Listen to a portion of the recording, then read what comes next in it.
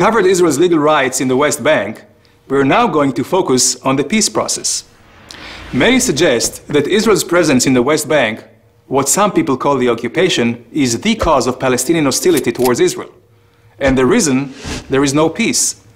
But is that really true? If Israel's presence is the cause of the conflict, then it follows that there was no conflict before 1967, when Israel was not in the West Bank, right? Let's look at the facts. The PLO, the Palestinian Liberation Organization, was created in 1964, when the entire West Bank and Gaza was in Arab hands. Why create the PLO in 1964, when Israel has no presence in the West Bank and Gaza? What Palestine were they liberating? The PLO emblem gives us the answer. The PLO was created to remove by force the entire state of Israel from the map of the Middle East, a goal clearly stated in their charter. This goal was not new. The PLO was continuing a long Arab history of saying no.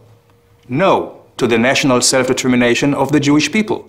No to recognizing the Jewish ancestral homeland. Let's take a look at the history. In 1937, the Peel Commission recommended a division of the land, a Jewish state and an Arab state. The Arab portion would include 96% of the territory that the League of Nations had originally designated for the Jewish homeland. This included far more than just the West Bank. However, instead of accepting the Jews as peace partners, the Palestinian leader Haj Amin al-Husseini said no, and found a partner whose vision was closer to his own.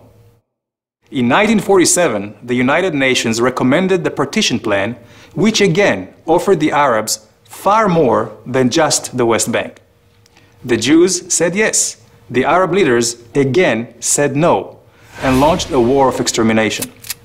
Israel won that war, established the state, but did not know a day of peace, despite the fact that its Arab neighbors held the entire West Bank. The Arabs continued saying no. They attacked Israel relentlessly, using the West Bank as a launching pad, until Israel took it over in a war of self-defense in 1967. After the war, the Arab League rejected all attempts at peace. They continued to choose force over negotiation. And at a summit in the city of Khartoum, we again heard no, no, no. Let's fast forward to 1993. Israel and the Palestinians signed the Oslo Accords. Were the Palestinians finally saying yes? It appeared so.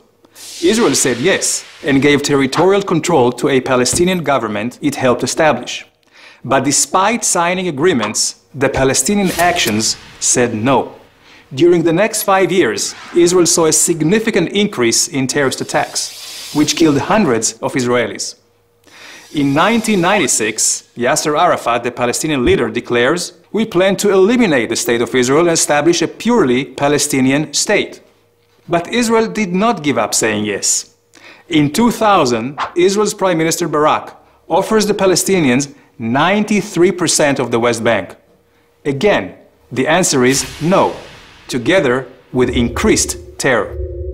In 2005, Israel withdraws from the Gaza Strip, uprooting 8,500 Israeli citizens, hoping to advance peace. The Palestinians again say no. This time they increase rocket attacks from Gaza against Israeli civilians by over 500%. In 2008, another Israeli attempt at yes. Prime Minister Olmert accepts nearly all Palestinian demands, including handing over almost 100% of the West Bank with minor land swaps. The Palestinians, again, no.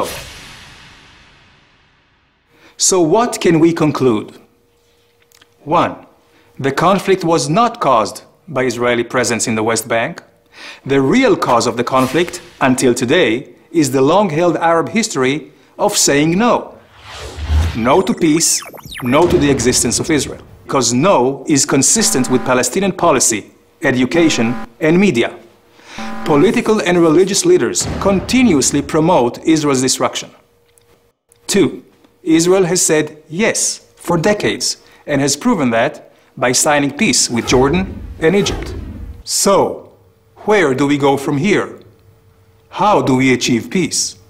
With some goodwill, mutual recognition of the right to self-determination, and real compromises on both sides. Israel, for its part, will continue saying yes to a real and enduring peace. But for the peace process to succeed, the Palestinians will have to give up their uncompromising choice of force over negotiation and of choosing no over yes. It's about time.